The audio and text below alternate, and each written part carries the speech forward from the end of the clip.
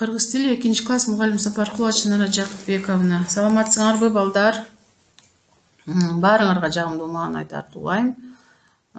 Жаз мезгили баарыбызга жакшы маанайларды тартылып атат. Күн эшикте күн жылып, бактарактын баары гүлдөп, жур байлап, Немесе бири-бирибизге жагымдуу маанай тартуулоо менен, каалоо менен жаңы сабактын темасы менен таанышабыз балдар.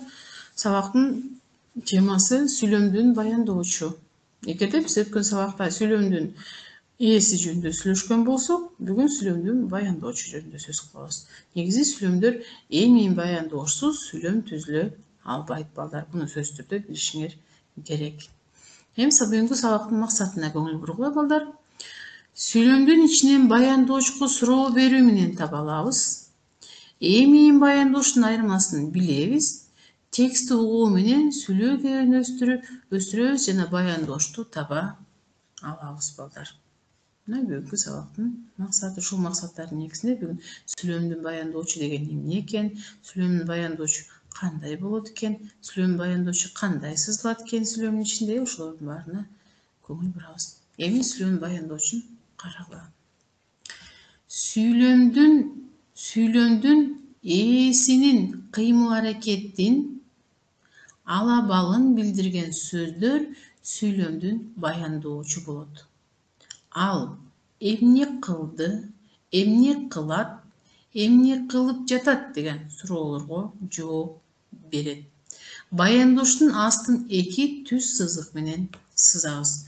Эми балдар карагыла. Биз сүйлөмдүн ээсин табыш үчүн ким, кимдер, эмне, эмнелер деген суроону берсек, ал эми сүйлөмдүн баяндоочу сүйлөмдүн ээси менен байланышып карагыла.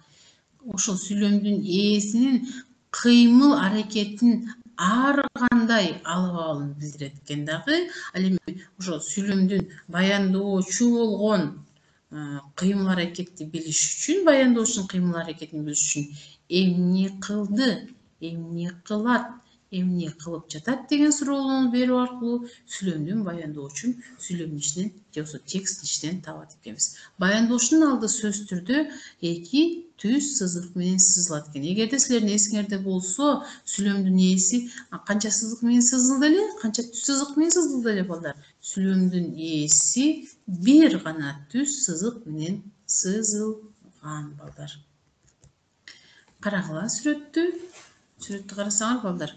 Сүйлөмдүн ээси мисалы Айнура болсо, Айнура эмне кылып жатат?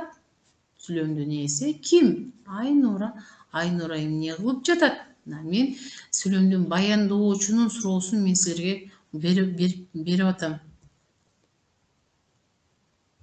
Айназик ойноп жатат. Баяндоочу кайсы болот? Айназик эмне кылып жатат? Ойноп жатат. Сүйлөмдүн баяндоочу болот балдар. Бул алды сүйлөмдүн баяндоочу канча сызык менен сызылат? Сүйлөмдүн баяндоочу 2 сызык менен сызылат балдар. Экинчи сүрөткө көңүл бурабыз.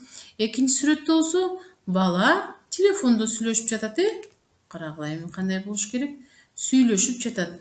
Ким? Бала сүйлөшүп жатат. Эмнеде сүйлөшүп жатат? Телефондо сүйлөшүп жатат. Жатат, сүйлөшүп жатат. Бул эмне экен? Сүйлөмдүн баяндоочу болду балдар. Түшүнүктүү болуш керек. Эмне кылып жатат деген суроону берүү менен бул жерден биз сүйлөмдүн эмнесин таптык? Баяндоочун таптык. Андан кийинки сүрөткө көңүл бургула. Сүрөттө бала чуркап жатат. Эмне кылат? Эмне кылып жатат? Эмне кылат экен бул бала? Кана балдар? Өзүңөр ойногулачы, эмне кылат? Эмне кылат деген суроону эгерде биз берсек, ошонун жообун алсак, анда биз эмне кылат экенбиз? Сүйлөмдүн баяндоочун таба алат экенбиз. Карагыла, Марат чуркайт.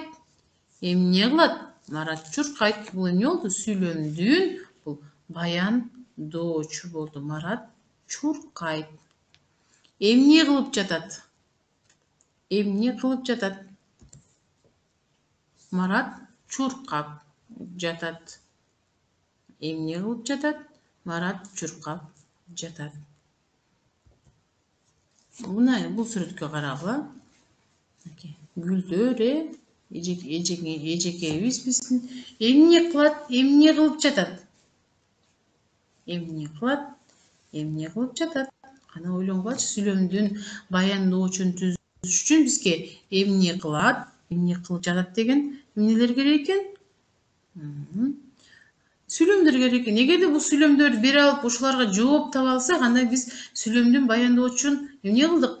Түзгөндү билдик, балдар. Апам гүлгө суу куят. Эмне кылат? Суу куят. Эмне кылат? Суу куят. Сүйлөмдүн баяндоочу. Эмне кылат? Суу куят. Эмне кылып жатат? Апам гүлгө суу куюп жатат. Эмне кылып жатат? Суу куюп жатат. Эмне кылып жатат? Суу куюп жатат. Эмне кылды? Карагыла. Эмне кылды? Балдар, ойлонобуз, балдар. Эмне кылды? Бул кыз эмне кылды? Эгерде жообун тапсаңар, жазган болсоңор, азаматсыңар. Эмне кылды? Иштептерге жаздыңар, балдар? Аны карагыла. Айсулуу апасына кат жазды. Кана сүйлөмдүн баяндоочун таап көргүлө да, алдын эки сызык менен сызгыла. Мен бул жерде эки сызыкты мен сызам деп эсимен чыгып кетиптир, балдар. Силер өзүңөр иштептериңерге жазып атканда эмне кылып отургула?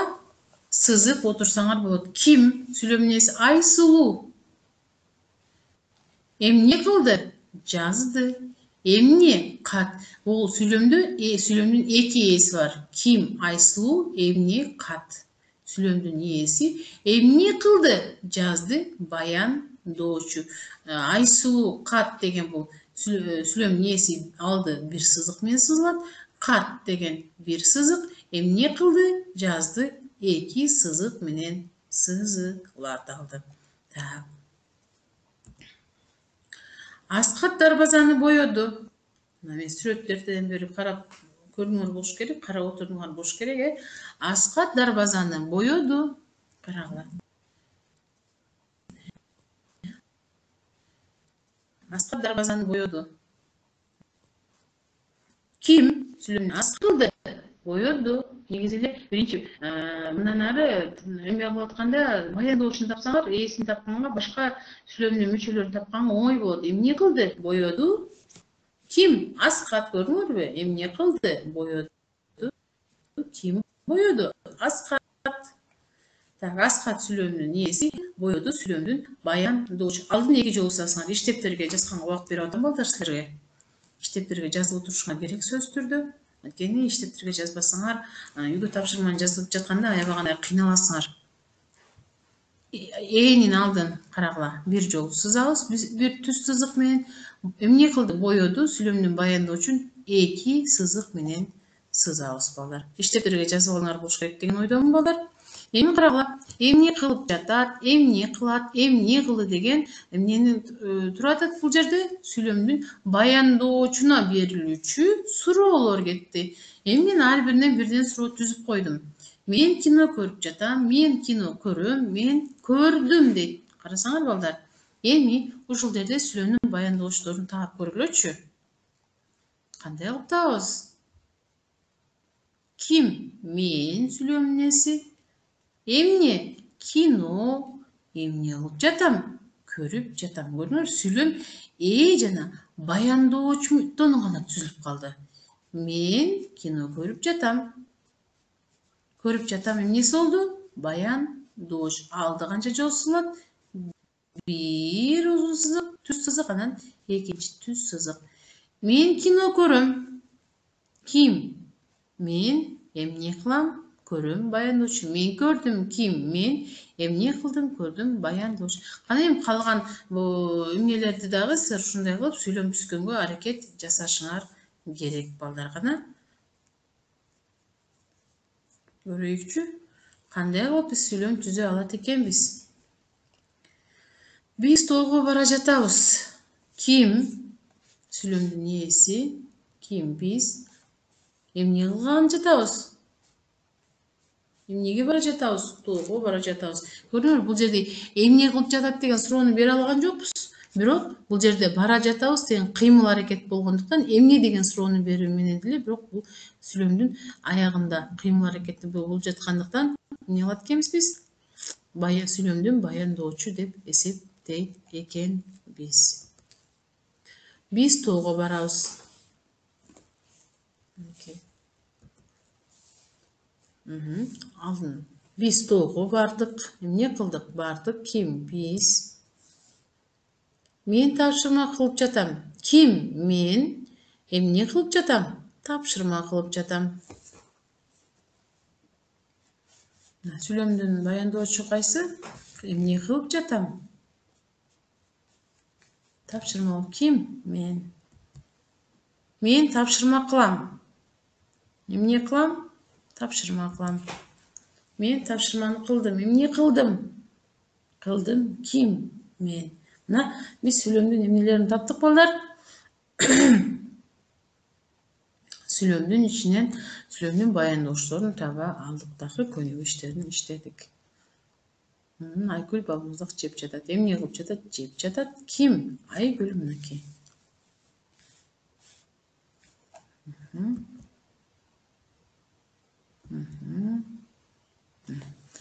Так.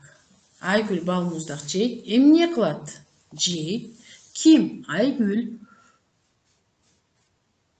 Айгүл. Ким? Айгүл. Эмне кылат? Жейт. Баяндоочу. Айгүл балмуздак жеди. Эмне кылды? Жеди. Ким? Айгүл. Мына таптык балдар. Азаматсыңар, эгерде ким түшүнгөн болсо, алдан сөз түрдө сызып койгула. Баяндоочунун алды 2 жолу сызылып, мен бул жерде унутуп кеттирмин силерге сызык түрүндө берем деп. Бирок өткөн сабакта сүйлөмдүн ээсинин алды бир сызык менен сызылган, баяндоочунун алды ошол эле түз сызык 2 жолу сызылат. Эми текстти кунт коюп угабыз балдар. Текст бул карасаңар сүрөттө бир өзгөчө бир жаңылгандан кийин дейт. Ар бир адамда жаңылыштык болот, Сүрөттө көрүп тургандай бул бала жаңылса керек. Сүрөттө карагыла. Кыш мезгили, жай мезгили, күз мезгили, жаз мезгили берилип атат. Демек, бул бала эмнеден жаңылган деп ойлойсуңар балдар? Кана ойлонуп көргүлөчү. Бул бала демек жыл мезгилдеринен жаңылган деп. Мен текст окуй элекмин, бирок ошондой сүрөткө карап ошондой божомолду чыгарып жатам балдар.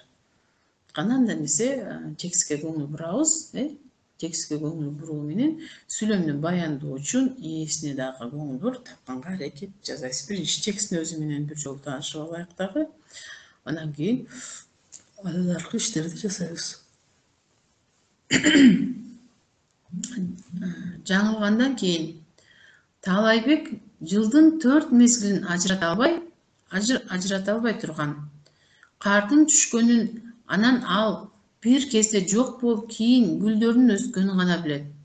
Жаз, андан кийин жай болорун, анын артынан күз келип, андан кийин кыш түшөрү менен иши жок.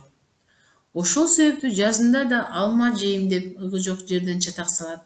Айласы кеткенде көзүн жумуп алып асман жакка карайт. Оозун ачып, алма быш, оозума түш деп кыйкырат. Өткөн жылы кыш айларынын биринде апасы бир жолу ушул сөздөрдү айттырып алма берип койгон. Ошондон кынуу таап калса керек. Ушинтсем бере коёр бекен деген ой менен кээде кыйкырып калат.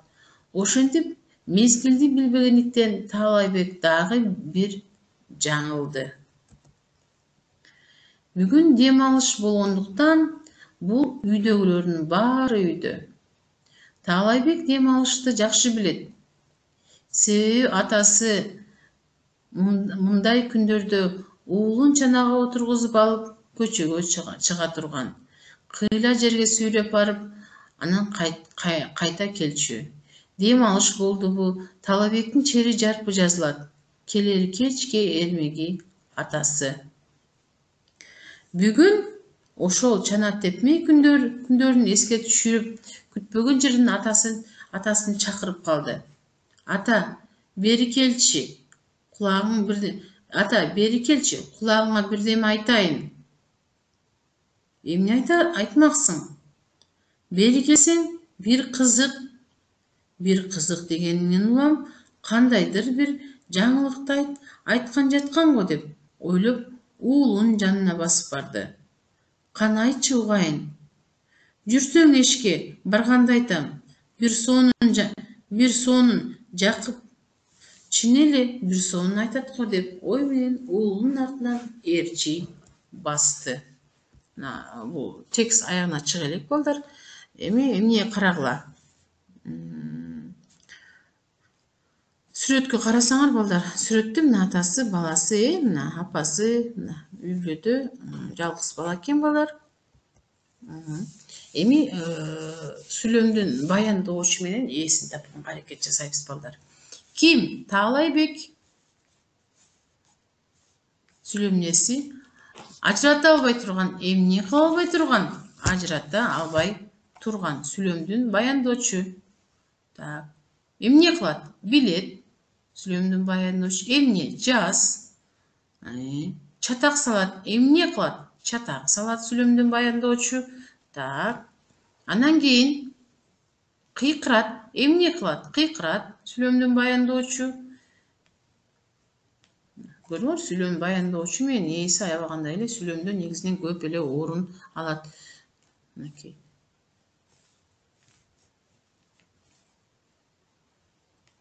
Чакырып калды. Эмне кылып калды? Чакырып калды. Андан кийин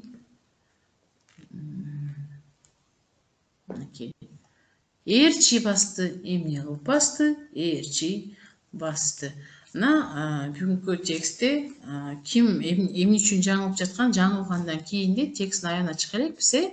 Ошондо бул кыштын артынан эмне үчүн жаз келерин, жаздын артынан эмне үчүн жай келерин Таалайбек такыр эле түшүнө албай койду. Мисалы, кышында негизинен алма бышабы бизде. Кышында алма, жер жемиш, жашылча жемиштер бышпайт. Жердин баары аппак карга бөлөнүп, жер жазгыга даярданып эс алып жатат да балдар. Ошону түшүнбөй эле ал эмне кылды? Апасын өзүнөн өзү кыйнай берди. Ошол жөнүндө айтып жатат.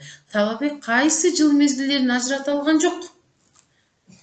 Таалайбек бир жылда 4 мезгил бар. Ошол 4 мезгилден эмне кылды? Ажырата алган жок. Анткени кыш эмне үчүн келерин билген жок. Кыштан кийин жаз эмне үчүн келет? Жаздан кийин жай эмне үчүн келет? Ал эми күз деги эле күз керекпи, керек эмеспи? Ушул жөнүндө дагы биле алган жок. Таалайбек эмне себептен дем алыш күндөрү жакшы билет? Кана эмне себептен бул дем алыш күнү экендигин билип калган. Себеби атасы үйдө болуп, Таалайбекти дайым көчөгө алып чыгат. Ошол себептен ал эмне кылып калды? Дем алыш күнү экендигин жакшы билип калды. Текстте сүйлөмдүн ээси жана баяндоочу барбы балдар? Кана текстте сүйлөмдүн ээси жана баяндоочу барбы же жокпу балдар? Көңүл булгачы. Бар, азыр эле биз айттык. Текстте сүйлөмдүн ээси, баяндоочу бар. Себеби мен силерге эмне кылып бердим? Баяндоочунун дагы, ээсин дагы таап бергенге эмне жардам бердим. Эгерде мен текстте унутуп кетишим мүмкүн. Өзүңөр да жакшылап карап чыгып, карап көргүлө. Эгерде бар болсо, анда эмне кылсаңар болот.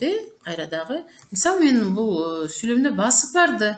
Эмне кылып барды? Басып барды. Буну мен эмне кылган жокмун? Айткан жокмун. Ушундай сыяктуу эмне бар деп сөздөрдө ишеничтүү айтышыбыз керек. Текстте сүйлөмдүн ээси жана баяндоочу бар деген жоопту угушубуз керек бири-бирибизден. Эми үйгө тапшырма алабыз балдар. Үйгө тапшырма сүйлөмдүн баяндоочуна сүйлөм түзөбүз. Сүйлөм берде сүйлөгүлө дейт. Сүйлөмдүн баяндоочуна сүйлөйбүз балдар, сүйлөм түзөбүз. Сүйлөмдүн